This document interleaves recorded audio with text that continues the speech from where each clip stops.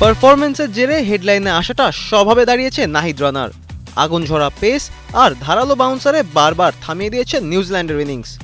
One day ক্যারিয়ারে দ্বিতীয়বারের মতো ৫ উইকেট, আর প্রতি উইকেটই এসেছে ঘন্টায় ১৪১ কিলোমিটারের বেশি গতির বলে। ১৪৪.৭, ১৪৬.৮, ১৪৬.১, ১৪৪.১ আর ১৪১.৬। এই গতির সামনে কিউই ব্যাটার্সরা যেন সম্পূর্ণ অসহায়। শুরুর দিকে অবশ্য সতর্ক ছিলেন নাহিদ। প্রথম ৫ ওভারে দেন মাত্র ১২ রান।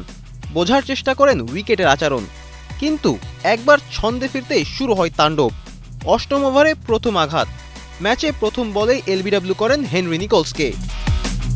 টানা সপ্তমবারের মতো বেস্ট টিস্যু পেপার ব্র্যান্ড হিসেবে স্বীকৃতি পেয়েছে বসুন্ধরা টিস্যু।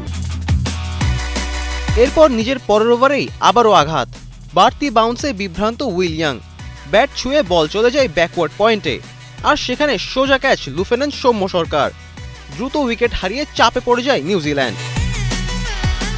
এই ধাক্কা সামলাতে কিউইদের লেগে যায় অনেকটা সময়। ৫০ পৌঁছাতে খেলতে হয় ১৮ ওভার পর্যন্ত। পুরো ইনিংস জুড়ে নাহিদের গতি আর বাউন্স যেন হয়ে ওঠে এক দুঃস্বপ্ন।